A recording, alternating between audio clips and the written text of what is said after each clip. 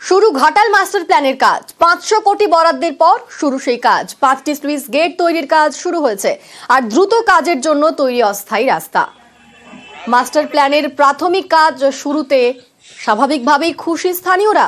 আমাদের সঙ্গে রয়েছেন প্রতিনিধি সুকান্ত। দীর্ঘ প্রত্যাশার পর, দীর্ঘ প্রতীক্ষার পর শেষ পর্যন্ত এই ঘাটাল মাস্টার প্ল্যানের কাজ শুরু হলো। কিরকম পরিকল্পনার, কতটা খুশি বাসিন্দারা?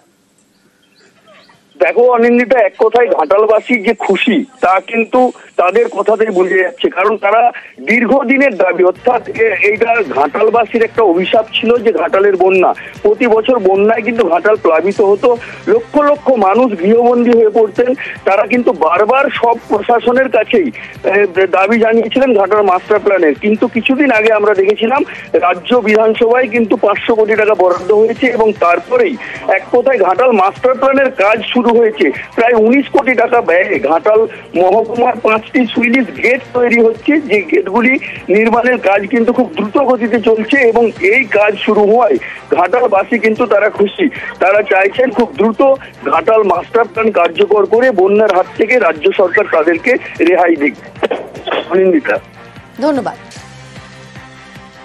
মাস্টার প্ল্যানের কাজ হচ্ছে, খালগুলো ছিল কাটাই হচ্ছে, কাটাই করে এগুলো গেট হবে আর কি, 3টা গেট হবে, সুইলিশ গেট হবে। সুবিধা হচ্ছে এই গেট হলে বন্যার সময় আর কি জলটা ছাড়া হবে, আর সেদিকে যে বর্ষাকালে যে জলটা জমে থাকে সেই জলটা এদিক দিয়ে পাসও হবে আর কি। মাস্টার প্ল্যানের কাজ শুরু হয়ে গেছে, আমরা খুবই খুশি। এটা ভেঙে গেল, নতুন করে হচ্ছে উন্নয়ন, এটাই ভালো।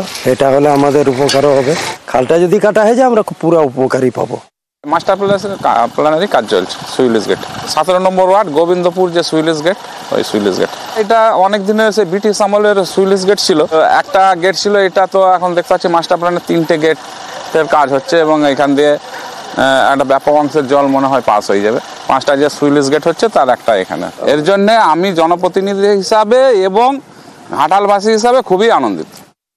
কাজ শুরু হয়েছে, কাজ এখন রানিং আছে। রানীচক, কাটান সহ মোট 5টি সুইচ গেটের কাজ এখন চলছে।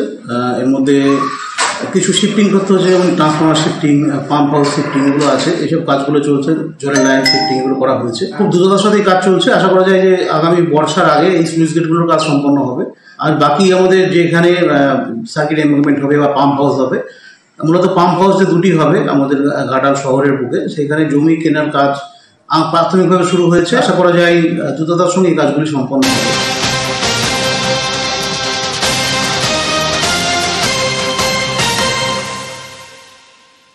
এবার নজর রাখবো এগরার দিকে। এগরায় হাসপাতালে micro surgery, Egra super speciality হাসপাতালে সফল সার্জারি, গল ব্লাডার স্টোনে মাইক্রো সার্জারি।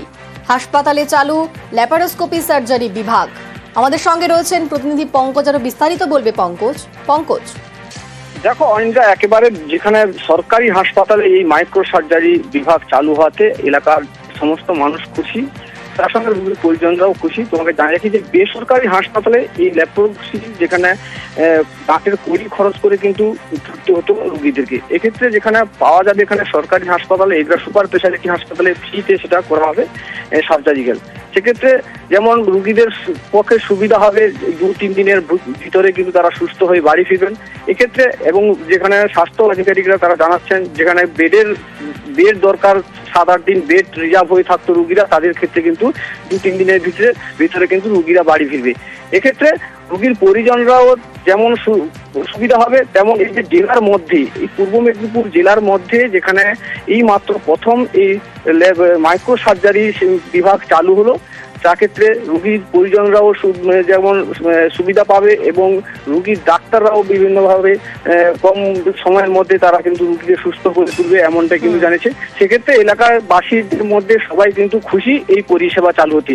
তবে এই পূর্ব মেদিনীপুর জেলায় এই 2টি সার্জারি, যেখানে মাইক্রো সার্জারি 2টি হাসপাতালে শুরু হলো, একদিকে পাঁশকুড়া সুপার স্পেশালিটি, অপরদিকে এগরা সুপার স্পেশালিটি। অনিন্দিতা, ধন্যবাদ।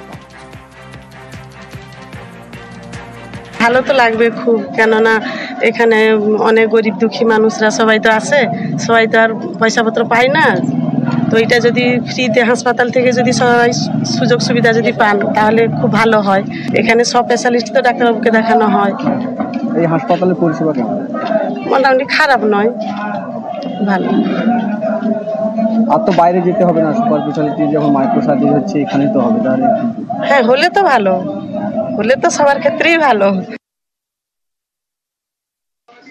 মাইক্রো সার্জারি তো এখন মানে যে কোনো সার্জিক্যাল অপারেশনে মাইক্রো সার্জারিটা হচ্ছে প্রেফার্ড ওয়ে অফ ট্রিটমেন্ট।